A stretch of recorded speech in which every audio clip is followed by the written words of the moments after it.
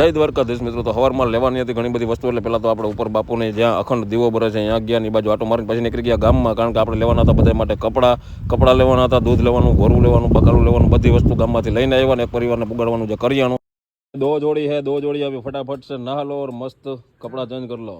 કપડા લઈ લીધા છે, બે જોડી હાજર હતા એ લોકોના, નજી બે લોકો આપણે આવે છે ને, બાપા કાલે બહી ગયા હતા અહીંયા કાર્યક્રમ ને મેળો ને એવું બધું હોય છે, એટલે એ આજે આવે છે. તો એ આવે પછી એના લઈ લે જમવાનો કાર્યક્રમ ચાલુ છે. ને પાછળની સાઈડ તમે જોઈ શકો છો કે આ ખાઈમાં આમને ઓલી સિરીઝ ઉમેરી છે, જે રાતે આખો સીન આવે ને એ નાઇટનો સીન જ આખો અલગ પ્રકારનો આવે છે. ને આ બધી વસ્તુ ભાઈ તમારા બધા મિત્રોની નાની મદદથી હાલે છે. એટલા બધા પરિવારને કરિયાણું છે, આપણે અહીંયા રહેવા માટેની સુવિધા છે અને કાંઈ ઘટે નહીં એમ કહી શકીએ. જો આપણે સુભાષ બાપા ઓલી ઓઈડીમાં શાંતિથી સૂતા જઈએ, એકલા અહીંયા ભજન કરે. બાકી એક આપણા બાપુ છે તો એમાં ઉપર છેલ્લો રૂમ છે, તો એ અત્યારે નોરતામાં 9 દિવસ અખંડ માતાજીનો દીવો બારે છે. એટલે મેં કીધું તમને એક આખો અલગ જ અહીંયા રૂમ આપી દઉં, જેથી કરીને તમને મજા આવે ટૂંકમાં માતાજી પાસે, અને કાંઈ ડિસ્ટર્બ ન થાય. કોઈ અહીં નીચે હોય તો શું છે, કોક ને કોક આવતું હોય ને એવું બધું બને રાખે. અને અત્યારે આપણે જવાનું છે એક પરિવારને કરિયાણું પહોંચાડવા માટે.